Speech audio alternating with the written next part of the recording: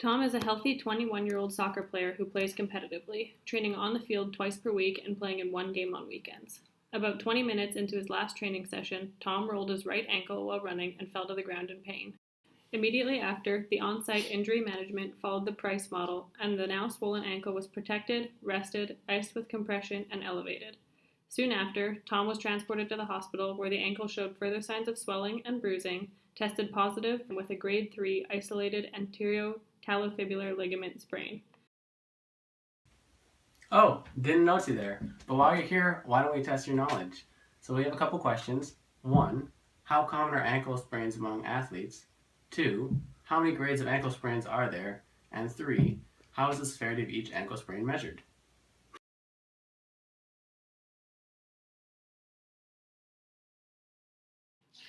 Did you know ankle sprains account for approximately 40% of all athletic injuries, and 85% of these sprains occur on the lateral side of the ankle?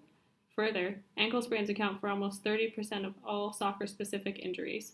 Athletes report a 73% recurrence rate for sprains and a 59% development rate of chronic issues that hinder athletic performance.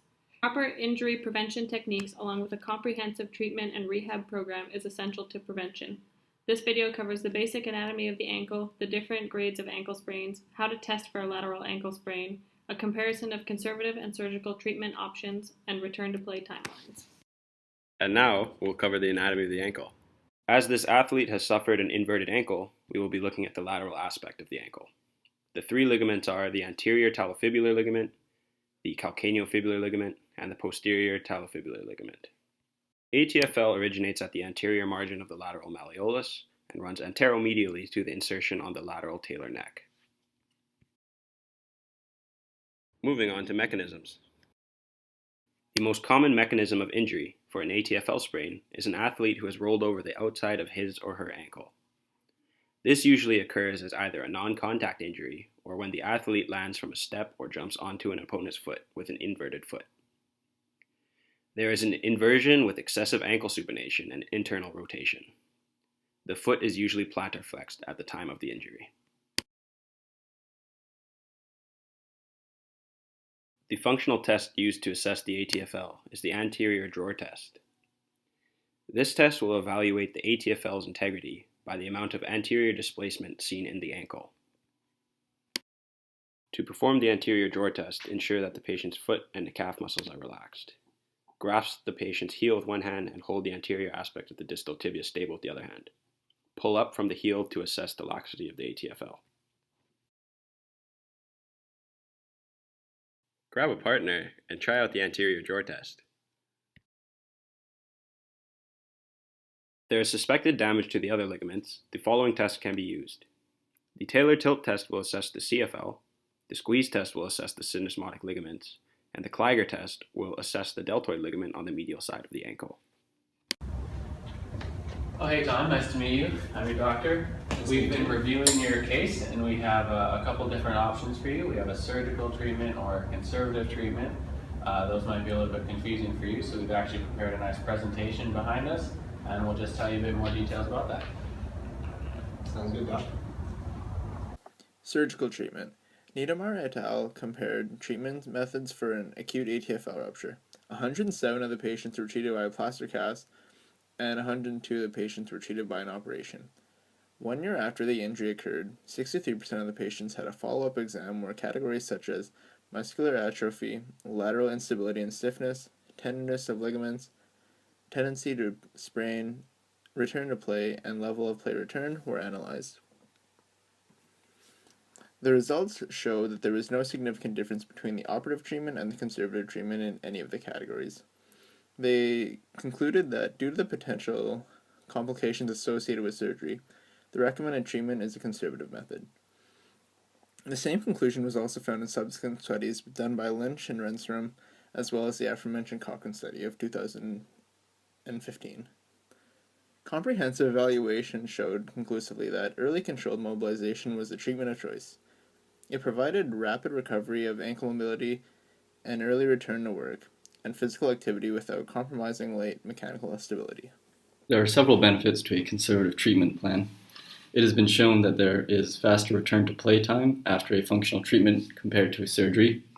There's also been shown no differences in pain, swelling, stiffness, or functional instability between a conservative treatment plan and surgery. In a Cochrane review, it states that surgery showed no benefit over a conservative treatment plan and is therefore not recommended as a treatment option regardless of the severity of the ankle sprain. Early mobilization provides faster recovery. Surgery can be performed years after if the conservative treatment is ineffective, as well as conservative treatment avoids the risks of inherent complications from surgeries. Some of the cons of a conservative treatment plan is that it may lead to chronic instability and increased risk of subsequent rollover episodes, as well as if there are other structures damaged, such as a distal fibular fracture, surgery may be required.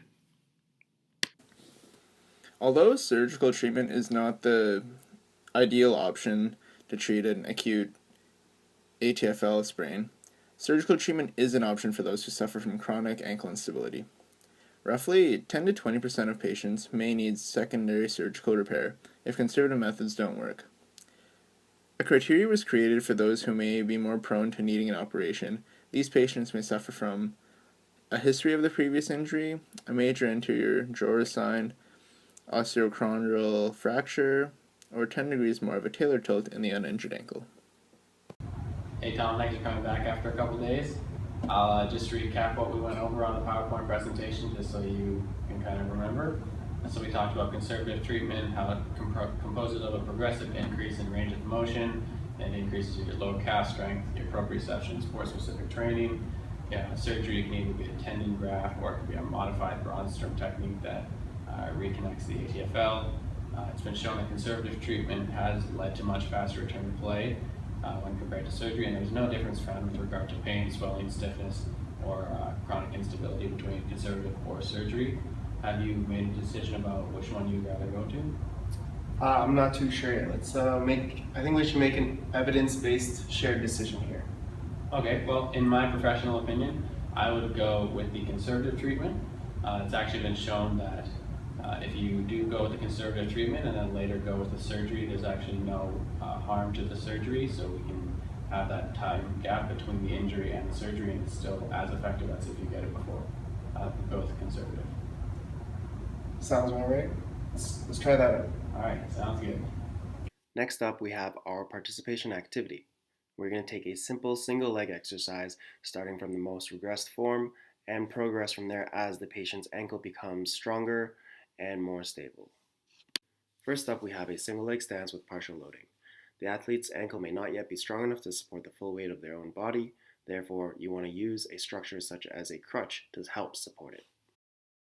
Once the athlete's ankle is strong enough, you may progress to a single leg athletic tuck and hold. You want to get low by breaking at the hips with a soft bend in the knee and maintain balance in this position.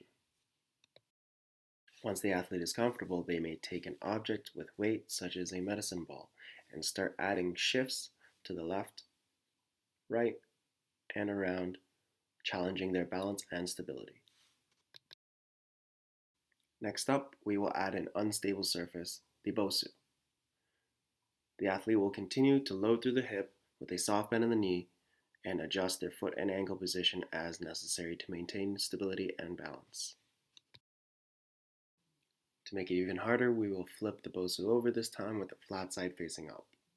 Just like before, we will place the arch of our foot over the middle of the BOSU, load into the hip, and maintain balance by adjusting foot and ankle position as necessary. Lastly, once again, we will add a weight shift while staying on the flat side of the BOSU. Shifting the weight left, right, and around, challenging stability and balance of our athlete. Some easy variables to change to make the exercise even harder are to close your eyes, hold for a longer time, or perform the exercise with your shoes off.